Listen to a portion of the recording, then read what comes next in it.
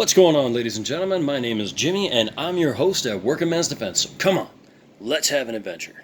Alright, ladies and gentlemen, I first want to apologize for the fact that we have not been able to get any new episodes out onto the channel just yet, other than the intro video welcoming you to my channel.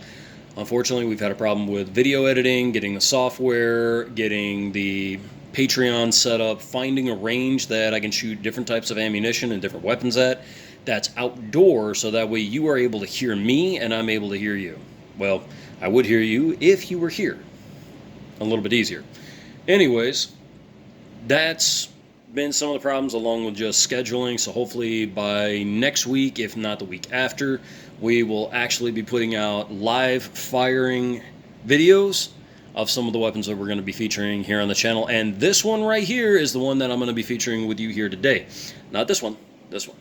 Not that one, this one. This is pretty, but that one's what we're doing. Okay, ladies and gentlemen.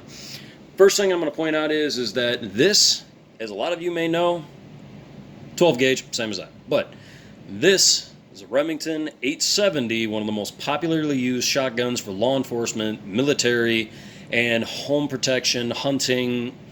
It's one of the most bought out there. This is a 3-inch Magnum 12 gauge Remington 870. But why do I have this out if I'm not going to feature it on the channel? Aha! Good question, ladies and gentlemen. The reason for that is because I'm going to show you that these two are just about the exact same when it comes down to the ergonomics. If not, this one's got a few more tricks up its sleeve. Some little slight ones, but nothing, nothing too big, but it's something that if you are into that, it's going to be something you like. This one is a 4+1. This one is a 7+1. Now, first, before we go any further, I want to ask you, ladies and gentlemen, please give me a guess. Pause the video, give a guess, write it down there in the comments. How much you think I paid for that one? Go ahead, go ahead. All right, ladies and gentlemen, welcome back. And I am going to tell you, just trying to move that. If you guessed in between $500 to $800 for this one, you would be spending too much. This one I bought at my local pawn shop, which their description, or their link, is going to be down in the bottom here in the description. Pardon me, still new at this. Their link is going to be down there in case you want to actually check them out. I paid $210. Yes, ladies and gentlemen, $210 for a pistol grip, 12 gauge, 7+1 capacity 12 gauge. And yes, ladies and gentlemen, it is 3-inch shell able to take. So, ladies and gentlemen, $210, and right now these are, since Remington's not making anything, more expensive. So you might want to give a look at these guys. Now, here we go. Now, before I do continue, though, I should mention the fact that I bought this 6 months ago, and it was $210. I've looked on the Fed Arms website, and yes, you will find it there for about $350, if not close to $360, but still, that is a very decent price for what you're looking at here. Okay? Now, getting on with what we're going on about. All right, the ergonomics of the Remington 870, going to open that up, show you that it is clear. All right, ladies and gentlemen, the ergonomics of this one that has made it very popular for a lot of shooters is right here. At least in my opinion, this is one of the reasons why I like it so much. The trigger slide right here, very easy to get to. Correction, pardon my speak there. The trigger to work the slide is right here. And personally, I like it there. I know a lot of shooters don't like it there, but I do because I always find it easier to slide my finger back and have my grip back into action quicker than trying to go back here like you would on a Winchester and then try and maneuver my grip back. But that's just me. I'm not everybody. Okay? Now also, open that back up. You go to the safety feature back here. Black, you're safe. Red, you're dead. Same as you would see on just about any weapon. Okay?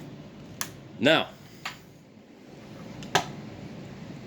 this is Fed Arms FRX. Made in Turkey. Now, I know what some of you guys are thinking out there. You know what? It's not American. It's unreliable. It's Turkish.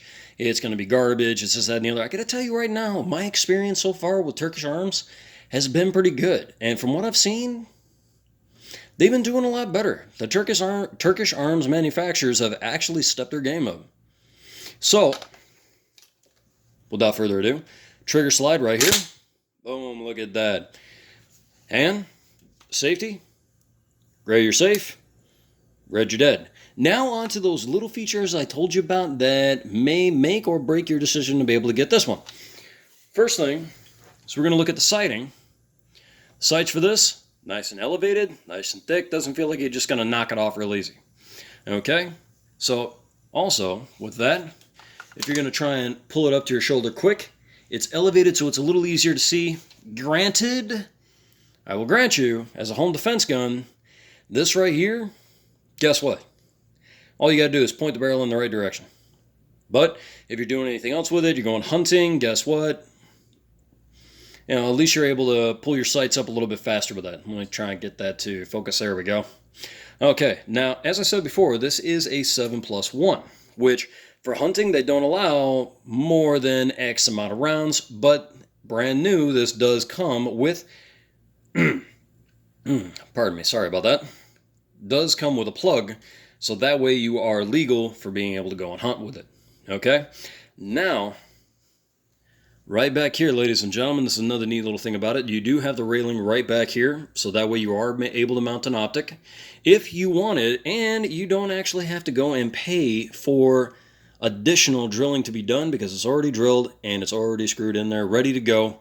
So all you have to do is pick what you want and have it mounted. Well, that's also one thing that is going to come up later on in the series is proper optic alignment. I have a gentleman who used to be a Marine. I know what you're going to say. Once a Marine, always a Marine. Get it right. I got you there. Not a problem there, guys. I've got a friend of mine who used to teach proper optic alignment, and I promise I will be speaking a little more fluently in future episodes. He will be able to, he has agreed to come onto the channel, talk about it, teach you how to do it, show you step by step on how to properly line up your optic. And I know what you're thinking. You know what? You put it on the Piccadilly rail, you do this, you do that, there you go. But from what he's talking, it sounds like there's just a little bit more to it and nothing else. Hey, if you're curious about that, awesome, tune in. If you're not, hey, it's no big deal. Okay, so, like I said, this right here is set for 3-inch shells. So, target load, buckshot, and slugs, this is very easily able to take. And like I said, for home defense shotgun, guess what? No home in the world should be without one of these, in my personal opinion. Because let's face it, ladies and gentlemen, what is more terrifying to hear if you're a burglar trying to break into somebody's home than... guaranteed, ladies and gentlemen, that is going to make them run like a mother.